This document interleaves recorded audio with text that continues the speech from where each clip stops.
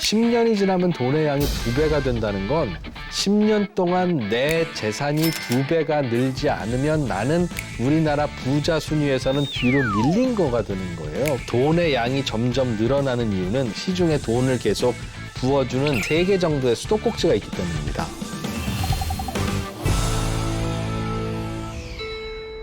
네, 안녕하십니까. 라디오를 통해서 그리고 유튜브, TV 프로그램 다양한 매체를 통해서 경제 콘텐츠를 만들고 있는 이진우라고 합니다.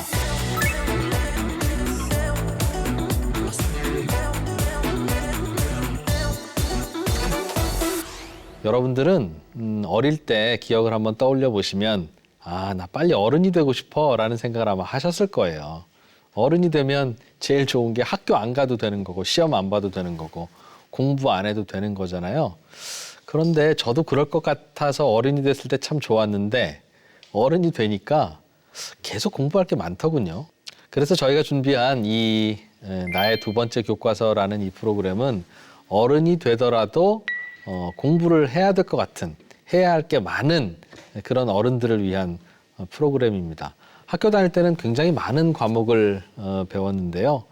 학교 다닐 때는 별 재미는 없었는데 어른이 되면 이거 좀 배워야 될 것 같은데 이거 좀 흥미가 있기도 한데 이런 느낌이 드는 과목들이 몇 개 좀 있습니다. 저는 그중에서 경제, 금융 이제 이런 과목이 그런 게 아닐까 싶어요. 왜냐하면 그게 뭐 굉장히 재밌을 것 같아서가 아니라 우리가 살아가는 데 있어서 필요할 것 같아서 이것 좀 배워봐야 되겠다 하는 생각이 드는 주제 같거든요. 필요하니까. 그런데 우리는 학교에서 배운 과목 중에 수학이라고 하면 그건 수를 다루는 학문이지, 물리라고 하면 그거 사물의 이치를 다루는 학문이지. 그런데 경제라고 하면 또는 금융이라고 하면 그게 경자가 무슨 경자더라. 그 무슨 융자인지 무슨 경자인지 잘 모르는 굉장히 어려운 용어가 되어 있어요. 왜 많은 사람들이 경제가 어려울까라는 생각을 하다 보면 경제에 대해서 또는 금융에 대해서 우리가 정작 알아야 할 건 잘 안 배우고 굳이 몰라도 되는 걸 자꾸 어렵게 공부를 우리가 해왔기 때문은 아닐까 하는 생각을 하게 됐습니다. 그래서 지금부터는 어른들에게 필요한 몇 가지 중요한 경제, 금융 지식을 하나하나 좀 전해 드리려고 해요.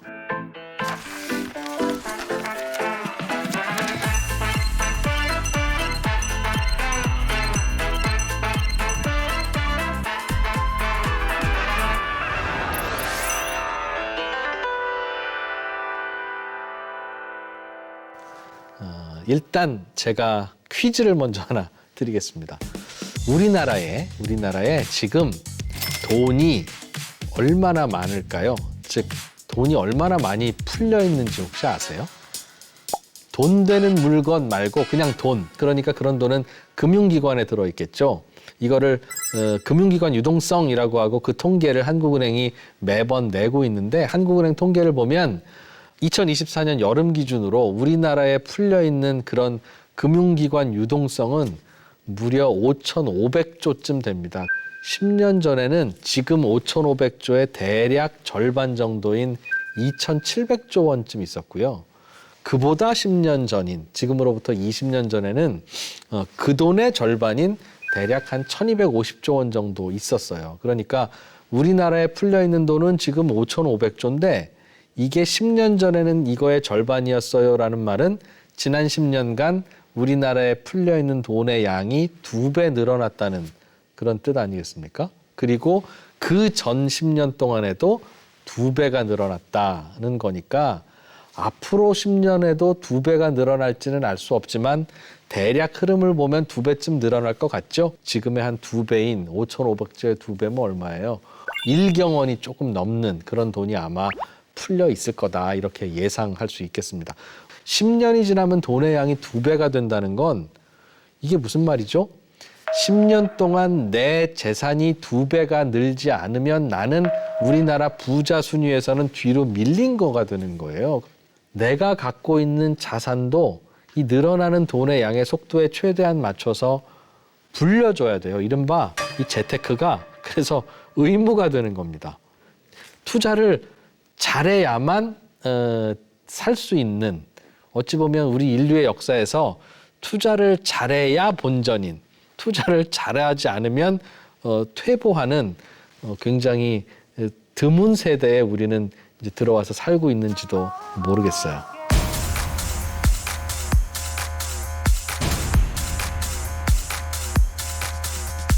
그래서 오늘은 일단 우리나라의 돈이 이렇게 양이 계속 늘어난다는 건데 왜 늘어나는지에 대해서 일단 먼저 좀 설명을 해드릴 거고요. 그리고 돈이 늘어난다고 하는데 왜 늘어나는지가 설명되고 나면 그 다음에는 안 늘어나면 안 되나?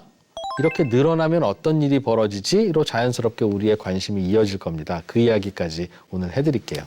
자, 우리나라의 돈의 양이 점점 늘어나는 이유는 우리나라에 대략 돈이 늘어나는, 즉 시중에 돈을 계속 부어주는 대략 한 3개 정도의 수도꼭지가 있기 때문입니다. 이 수도꼭지를 하나하나 소개를 해드릴게요. 이 수도꼭지 중에 제일 붉은 수도꼭지는 바로 은행이라는 수도꼭지예요. 은행을 통해서 돈이 계속 늘어납니다. 어떤 방식인지 설명을 해드릴게요.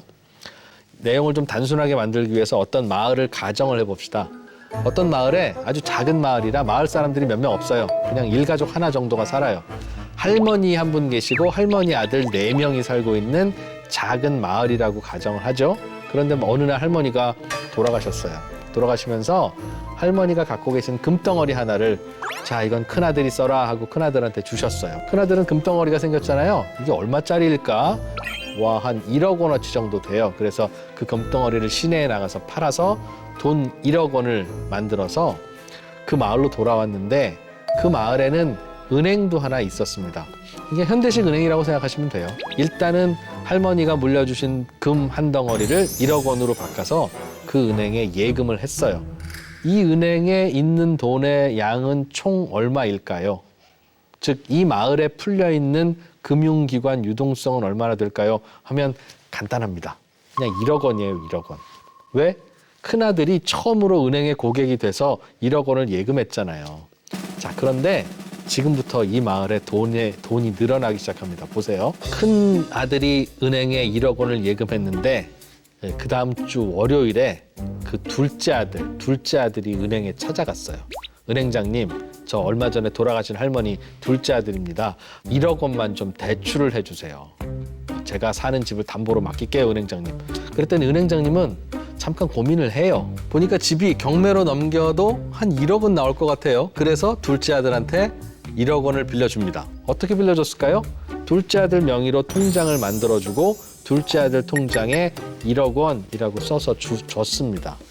사실 그 둘째 아들은 그 1억 원을 왜 빌렸냐면 도시에 가서 1억 원짜리 스포츠카를 하나 사려는 생각이었어요. 그래서 잠깐 다음 달까지는 그 1억 원을 자기 명의 통장에다가 넣어놓기로 결정했습니다. 자, 그러면 지금 이 순간에는 이 마을에 금융기관 유동성이 돈이 얼마나 풀려 있을까요? 네, 2억 원입니다. 한 주 전만 해도 이 마을에는 1억 원밖에 없었잖아요. 그런데 둘째 아들이 대출을 받으러 갔는데 은행장님이 대출을 해준 거예요. 그래서 큰아들 돈 1억 원도 그대로 있고 작은 아들 예금에도 1억 원이 생겼어요. 에이, 그게 아니죠. 큰아들이 갖고 있던 돈 1억 원을 은행장님이 그걸 둘째 아들한테 대출해 준 거잖아요. 라고 생각이 드실 수도 있는데 그게 아니라는 설명을 제가 드릴게요. 큰아들도 사실은 그 1억 원을 왜 갖고 있냐면 스포츠카 사려고 갖고 있었던 거였어요. 둘째 아들도 대출받은 1억 원으로 스포츠카 살 건데 그 주에 스포츠카 상인에게 큰아들도 자기 돈 1억 원을 송금하고 둘째 아들도 자기 돈 1억 원을 송금할 수 있을까요? 없을까요? 송금할 수 있어요. 큰아들은 내 돈이니까 송금하고 작은 아들은 대출받은 내 돈이니까 송금을 하겠죠. 그러면 스포츠카 상인의 계좌로는 2억 원이 들어가게 되고 다음 주에는 그 마을에 스포츠카 2대가 배달을 온다고요. 그러니 실제로 그 마을에는 2억 원이 있는 게 맞아요. 그런데 그 다음 날 셋째 아들이 또 은행장님을 찾아갑니다. 첫째 형, 둘째 형이 스포츠카를 한 대씩 산다고 하니까 부러워진 거예요. 나도 한 대 사야겠다고 생각해서 은행을 찾아왔어요. 은행장님 안녕하세요. 저 셋째 아들입니다. 아, 그래, 너도 알지. 저도 1억 원 빌려주세요. 라고 합니다. 그래서 셋째 아들한테 그래, 대출 해주마 라고 해서 대출을 또 해줬어요. 그리고 셋째 아들 통장에 1억 원이라고 써줬겠죠. 자, 이 순간 이 마을에는 이제 돈이 얼마가 됐습니까? 네, 3억 원이 됐어요. 첫째 아들 1억 원, 둘째 아들 1억 원, 셋째 아들 1억 원. 이렇게 돈의 양은 늘어나는 겁니다. 누가 늘렸어요? 대출을 받으러 올 때마다 그 대출 통장에 돈을 찍어주기 때문이에요, 은행이. 우리는 예금을 받아서 그 돈으로 대출을 해준다라고 생각을 하지만 사실은 그건 틀린 생각이고요. 실제로 은행에서 벌어지는 일은 우리 은행에 지금 대출해줄 돈이 있어요, 없어요 확인하지 않고 그냥 이분이 대출을 받아가실 자격이 되나 안 되나 보고 자격이 된다 싶으면 이분 통장에 대출금을 꽂아주는 방식이에요. 만약 은행이 예금 받은 돈으로만 대출해 줄 수 있어요라는 그런 규정이 있고 그 규정을 지키고 있다면 우리는 가끔씩 대출 받으러 갈 때마다 아유 손님, 이게 돈이 딱 떨어졌네요. 내일 오시면 안 되겠습니까? 내일은 대출해 줄게요. 오늘 저희가 준비한 돈이 다 떨어졌습니다. 마치 음식점에서 재료 소진 이렇게 써 있는 것처럼. 네, 그런데 그런 일은 우리가 단 한 번도 경험도 하지 않고 누가 그런 경험했다는 말 들어본 적도 없으시죠? 그러면 은행은 예금도 없이 대출해 준단 말이야? 그 말은 아니에요. 대출을 해주면 그 대출받은 돈은 현금으로 찾아서 자기 책상 안에 넣어두는 게 아니라 모든 대출받은 분은 일단 자기 통장에 대출금을 꽂습니다. 이게 바로 예금이에요, 예금. 그러니까 1억 원을 대출받는 순간 내가 그 대출받은 돈 1억 원을 예금도 하는 거예요. 그러니 은행은 대출을 해주는 순간 예금도 같은 금액만큼 늘어나기 때문에 야, 예금이 모자라는데 대출을 해줄 수 있을까? 이런 걱정은 안 하는 거예요. 그러니 대출이라는 건 은행이 봐서 그냥 해줄 만하면 해주는구나. 1번. 그리고 은행이 대출을 해준다는 건 예금을 받은 돈으로 해주는 게 아니라 그냥 해주는 거니까 대출을 해주는 순간 대출받은 돈만큼 나라에 풀린 돈, 마을에 풀리는 돈은 늘어나는 거구나. 맞습니다. 조금 전에 설명해드린 은행이 대출을 통해서 돌아다니는 돈의 양을 늘립니다. 이렇게 은행이 그 대출을 할 때마다 돈의 양이 늘어나는 이유는요. 은행이 대출을 할 때 금덩어리로 대출을 해주거나 현금으로 대출을 해주는 게 아니라 그냥 통장에 숫자로 찍어주기 때문이에요. 요즘 우리가 거래를 할 때도 다 그렇게 하잖아요. 이체를 하면 다 그냥 숫자가 날아가고 월급이 들어와도 숫자가 들어오죠. 지금 전 세계의 모든 은행은 다 숫자로만 거래하기 때문에 일단 대출을 해주는 게 가능하고 나중에 맞추는 게 가능해진 겁니다. 이 원리가 매우 간단하지만 돈이 풀리는 수도꼭지 중에 제일 굵은 수도꼭지고 제일 많은 돈이 나오는 수도꼭지예요. 돈이 풀려 나오는 두 번째 조금 작은 수도꼭지가 하나 있는데요. 이거는 한국은행이라는 수도꼭지입니다. 어떻게 만들어지는 건지 설명을 해드릴게요. 일단은 대한민국 정부가 있어요. 그런데 모든 정부는 세금이 항상 모자라요. 우리나라도 한 1년에 대략 한 400조 원 정도 열심히 예산을 쓴다고 하면 그중에 한 300조 원 정도는 세금으로 걷지만 100조 원 정도는 세금으로 못 걷고 돈이 모자랍니다. 그러면 어떻게 하냐? 대한민국 정부는 이 100조 원을 빌려요. 어떻게 빌리냐면 국채 100조 원, 발행처 대한민국 정부 이렇게 국채를 써서 발행해서 이거를 팝니다. 뭐 차용증 같은 거예요.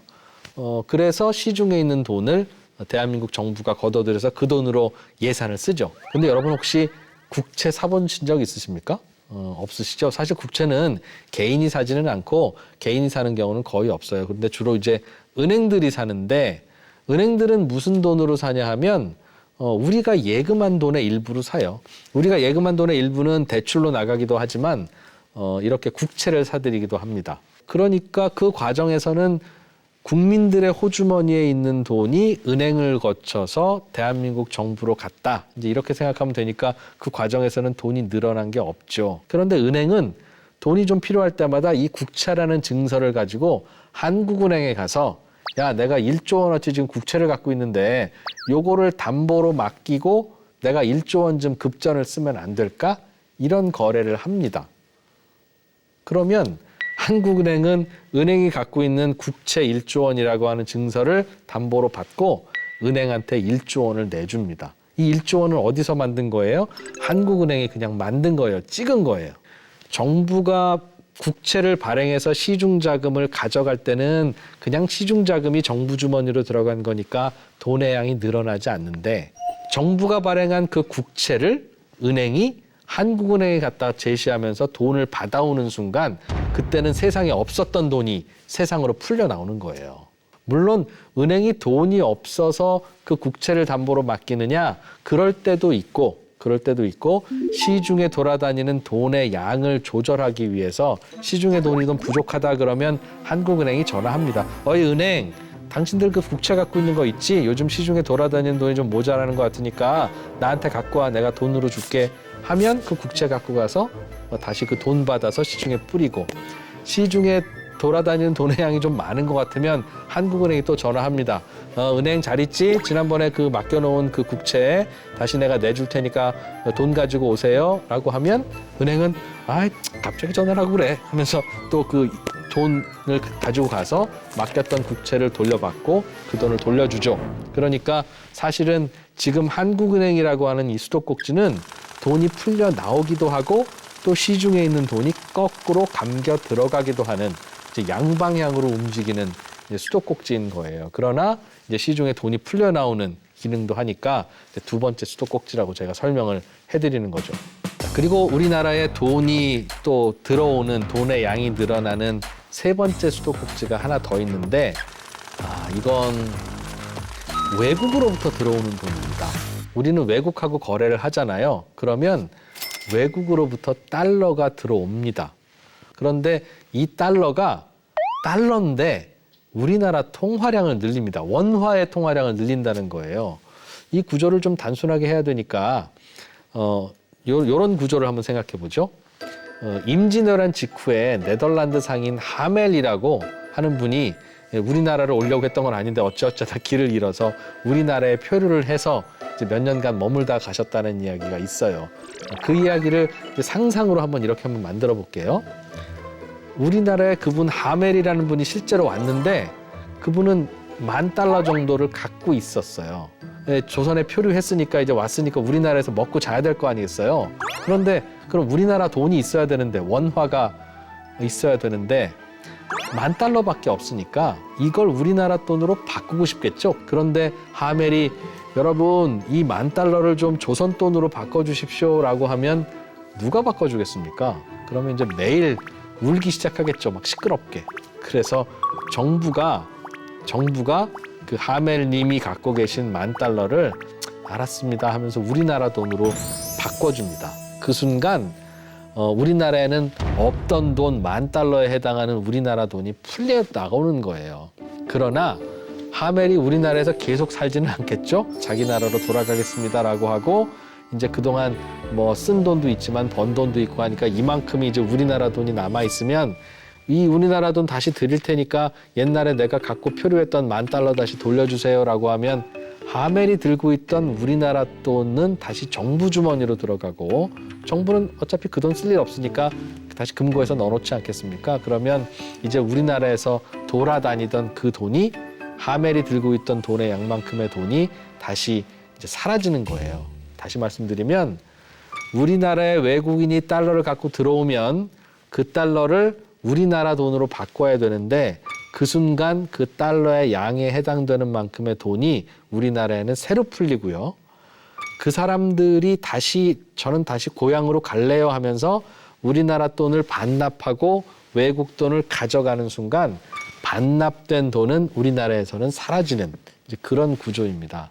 제가 간단하게 이제 하멜 표류기에 비유를 해서 설명을 해드렸지만 우리나라에는 외국인들이 투자를 하러 들어오기도 하고 외국인들한테 뭔가 반도체나 자동차를 팔아서 달러를 벌어 들여오기도 하고 계속 달러가 쏟아져 들어오거든요.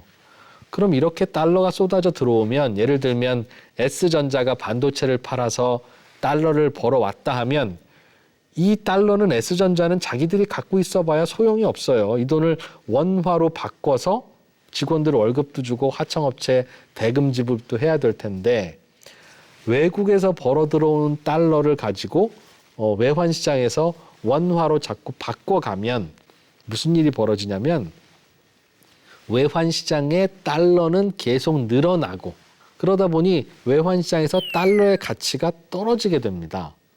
그 말은 환율이 내려간다는 뜻이고 그럼 우리나라 돈 가치가 올라간다는 뜻인데 우리나라 돈 가치가 올라가면 기분은 좋지만 그런데 우리나라 수출 기업들이 수출할 때는 불편해지거든요.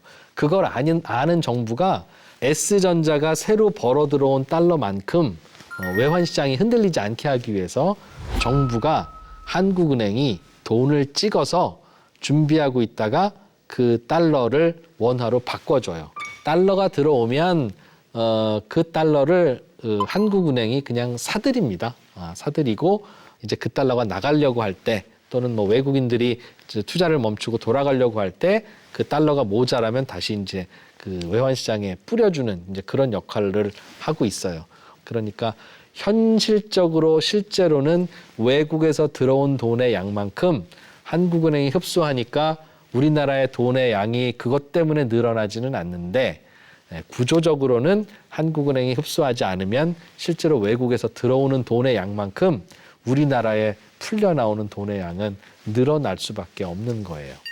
지금까지 제가 돈이 늘어나는 이 세 가지 수도꼭지를 말씀드리면서 작은 마을에 삼형제가 사는 마을 또는 하멜 표류기 같은 예시도 들어드리고 했는데 세상 모든 일이 다 그렇듯이 실제 현실은 훨씬 좀 더 복잡하고 더 많은 요소들이 작용합니다. 그냥 쉽게 이해하셨으면 하는 마음에서 좀 단순하게 설명을 드렸다는 거를 좀 감안해서 들어주시면 좋겠고요. 이렇게 돈의 양이 계속 늘어나고 있다라는 걸 이해하셨으면 이제 우리의 다음 질문으로 좀 넘어가 보죠.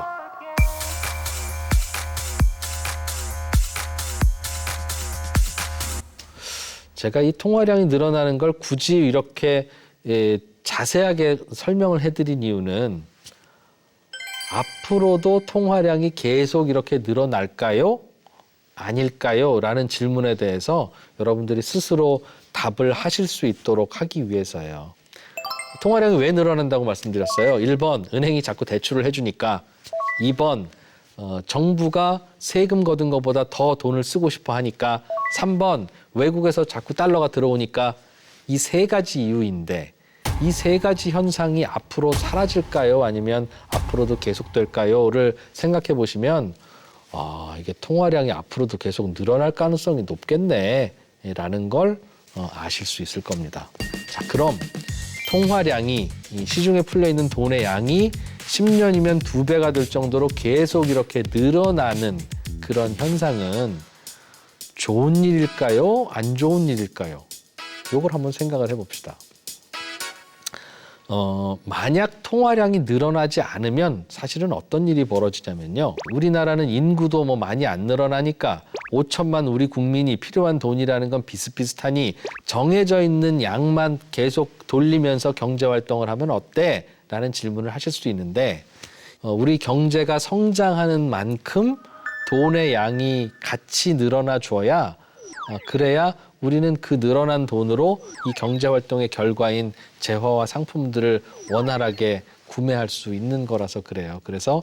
그래서 시중에는 경제활동의 규모만큼 저절로 돈의 양이 늘어나도록 자연스럽게 설계가 되어 있는 겁니다. 늘어나야 돼, 늘어나지 말아야 돼, 우리가 이렇게 싸울 문제도 아니에요. 우리가 어떤 가치관을 갖고 이렇게 돈의 양이 늘어나는 걸 좀 줄이거나 규제하거나 안 늘어나게 하려고 노력을 하더라도 그에 따른 부작용이 굉장히 크다는 겁니다. 어떤 분들은 이렇게 돈의 양이 계속 늘어나는 것 때문에 금융위기도 생기고 어려운 일이 많이 생겨요 라고 설명을 하시지만 돈의 수도꼭지를 잠그고 그다음부터 돈의 양이 늘어나지 않으면 사실은 더 고통스러운 일이 벌어져요. 실제로 돈의 양이 늘어나지 않으면 경제활동 자체가 발생하지 않습니다. 멈춰져 버립니다. 이건 뭐 거품 같은 것보다 훨씬 더 힘든 일이 생겨요. 왜냐하면 기업들이 생산과 투자를 줄입니다.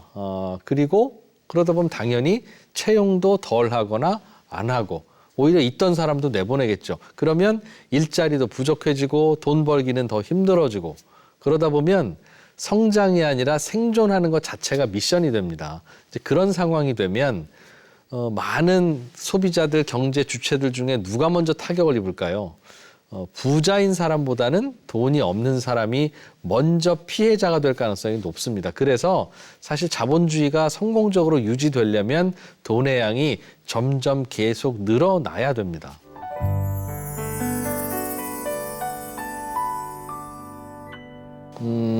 좋은 점도 있습니다. 돈의 양이 점점 늘어난다는 건 무슨 말이겠어요? 우리나라 국민들의 주머니에 돈들이 전반적으로 넉넉해진다는 뜻이겠죠. 그렇다면 어떤 의미가 되냐면 돈벌이를 하는 비즈니스가 쉬워지기도 해요.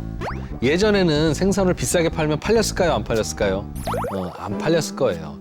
집에 가서 내가 머리 떼고 꼬리 떼고 내장 바르고 가시 바르고 먹으면 되지 하고 안 샀을 수도 있습니다. 하지만 지금은 가시를 발라서 더 작은 토막을 내서 먹기 좋게 만들어서 비싸게 팔아도 그게 팔립니다.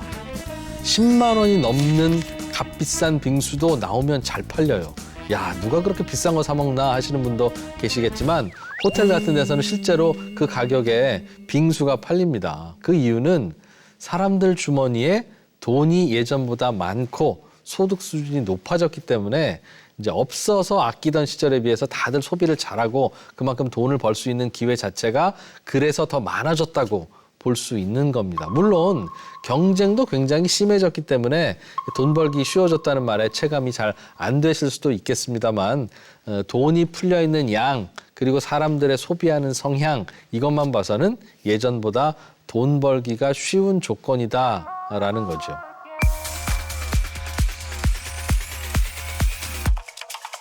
많은 분들은 이런 이야기를 들으시면 좀 불편하실 수도 있어요. 실제로 불편한 일이 벌어지기도 하고요. 대표적인 게 돈의 양이 늘어나면 돈의 가치가 떨어지고 그러니까 변화가 없는 자산이지만 가격이 계속 올라가는 그런 일이 벌어집니다. 그러면 우리는 돈의 양이 계속 늘어나면 그만큼 돈 가치가 떨어지는 건 어쩔 수 없느냐? 그거는 아니에요. 실제로 그런 일이 벌어지는 것까지는 아니지만 돈의 양이 늘어나는 속도, 돈의 양이 늘어나는 정도만큼 우리가 그 늘어난 돈으로 생산하는 재화의 가치도 같이 늘어난다면 그러면 돈 가치만 계속 희석되고 돈 가치만 떨어지지는 않아요. 예를 들면 쉽게 미국을 떠올려 보시면 되는데 미국도 똑같이 돈의 양, 통화량은 계속 늘어나고 늘어나면 달러의 가치는 떨어지기도 합니다. 그런데 상대적으로 미국도 그렇고 다른 나라도 그렇긴 하지만 미국은 그래도 좀 더 좋은 상품, 좋은 재화를 더 많이 생산하죠. 좋은 재화가 뭐가 있을까요? 달러를 통해서 살 수 있는 거. 예를 들면 미국의 첨단 기업도 미국이 파는 재화일 수 있습니다. 그 회사 주식을 살 수 있으니까. 혁신 기업들이 만들어내는 다양한 서비스 이런 제품도 있을 거고 이런 매력적인 메이드 인 USA 재화들을 많이 만들어내는 나라이기 때문에 상대적으로 그래서 미국도 그렇고 다른 나라도 그렇고 돈을 계속 찍어내고 돈의 양이 계속 늘어나고 있으나 그것 때문에 그 나라 돈의 가치가 하락하는 속도는 이렇게 미국처럼 좋은 제품을 많이 만들어내는 그런 나라는 상대적으로 그 속도가 완만해질 수도 있다. 이제 그런 이야기가 되겠죠. 네, 지금까지 저는 우리나라의 돈의 양이 늘어나고 있고 어떻게 늘어나고 있는지를 굉장히 자세히 나름대로 설명을 해드렸는데 제가 이 설명을 이렇게 드리는 이유는 통화량이 늘어나는 메커니즘을 조금 복잡해지는데도 불구하고 설명드리는 이유는 앞으로 통화량이 계속 늘어날 수밖에 없겠네. 왜냐하면 이게 수도꼭지들 하나하나를 보니까 이거 잠기기는 쉽지 않겠다라는 걸 여러분들이 직접 느끼실 수 있도록 하기 위해서였고요. 그러니까 우리나라는 과거에도 그렇고 10년 전에도 그렇고 앞으로도 그렇고 10년에 한 2배 정도의 통화량 증가는 있겠구나. 그러면 앞으로는 특별한 일이 없다면 그냥 어떤 보통의 일반적인 아파트 혹은 보통의 어떤 주식, 금, 하여간 일반적인 우리가 재테크 대상으로 삼는 자산들은 통화량이 늘어나는 속도만큼 만약 그 자산의 가격이 올라간다고 한다면 이제 그런 자산은 대략 10년에 2배 정도 돈의 늘어나는 속도와 동일하게 1년으로 치면 연 7% 정도의 상승 가능성이 있을 수 있겠구나라는 뭐 항상 들어맞는 건 아닙니다만 그런 막연한 추측 정도는 우리가 할 수 있을 거다. 또 그 말은 또 재테크를 할 때 한 1년에 7% 정도의 수익률은 내가 가져가야 우리나라에 풀려 나오는 돈의 양과 비교할 때 내 재산의 순위가 유지될 수는 있겠구나라고 하는 것도 어떤 우리가 이제 재테크의 목적, 목표를 정할 때 막연하게 그렇게 그림은 그려볼 수 있는 거겠죠. 오늘은 우리의 금융 시장에서 나타나는 여러 현상 중에 돈의 양이 늘어나고 있는 이 굉장히 재미있는 현상에 대해서 일단 먼저 설명을 드렸습니다. 다음 시간부터는 이제 이렇게 늘어나는 돈의 양에 따라서 이제 어떤 일이 벌어지는 거고 우리가 재테크를 하면 어떻게 해야 되는 건지에 대해서 사실은 정해진 법칙이나 요령은 없어요. 그러나 지금까지 전문가들이 고민해온 최선의 결과는 이런 겁니다라는 걸 하나씩 좀 설명을 해드리려고 합니다. 오늘 준비한 내용은 여기까지고요. 저는 다음 시간에 또 인사드리죠. 고맙습니다.